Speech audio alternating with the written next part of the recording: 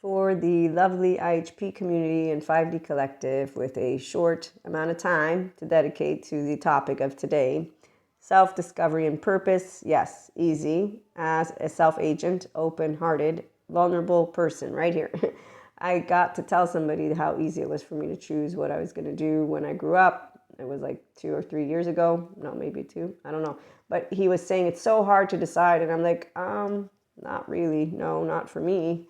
Oh, really? I said, yeah, I'm a self-agent. I knew I was going to help people when I grew up. I knew that I was going to go into something with college. And so when you are a securely attached, healthy self-worth teenager, you don't actually do the I'm an insecure person. Okay, but also I want to share, every one of us has a story. So I have a twin, I have a mom, and in fact I have a consistent contingent mom. And when you meet scientist people who give you dogma, which means something, hold on, let me go get the definition, that way I can make sure to allow you to understand. I'm a discerning, equanimous, loving mind, like God is to me. Remember that lovely book? It's coming out the 28th of June. I'm a co-author, and that's the title of my chapter.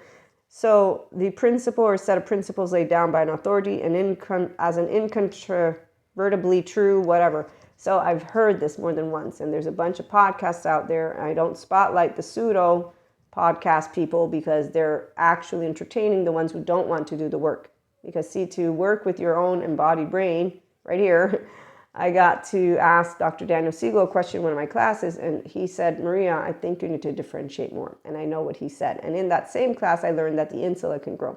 So the same way the amygdala and insula can grow, and again, the scientists who are real ones, they know, like Dr. Daniel Siegel shared with me, that 97% of what is out there, let me get my notes, are unavailable for them to be observed. So if they're actual sciences, they know how to be a seeker.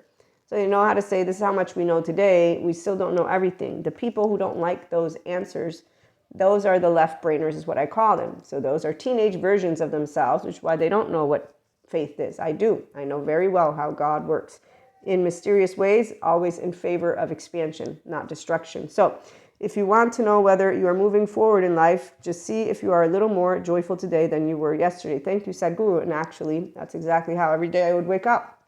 I have 24 hours. I'm not going to go to sleep and do something not productive. So when you do learn to be happy all the time, it's because you're in your ventral energy. And when people don't believe you, I won't be able to prove any stuff.